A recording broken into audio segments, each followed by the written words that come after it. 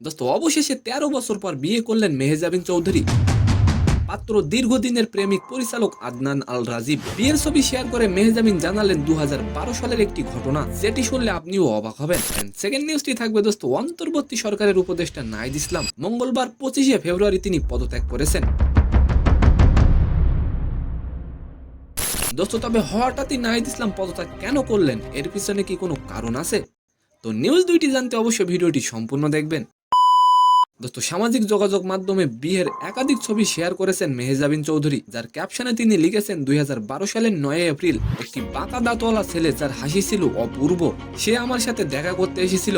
দোস্ত মেহজাবিন আরো বলেন, আমরা মাত্র ১৫ মিনিট কথা বললাম, হাত মিলালাম এবং সে যখন চলে গেল আমি অনুভব করলাম আমার হৃদয়ের এক টুকরো তার সাথে চলে গেল।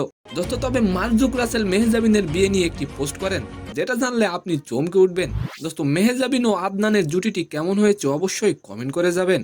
দোস্ত মেহজাবিন বলেন, যখন সে চলে গেল আমি তখনই বুঝে গিয়েছিলাম এই হলো সেই মানুষ।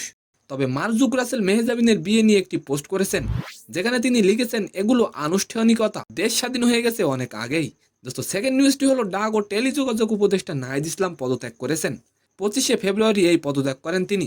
দোস্ত মূলত নতুন রাজনৈতিক দল গঠন হবে, আর সেই দলের নেতৃত্ব দেবেন নাহিদ ইসলাম।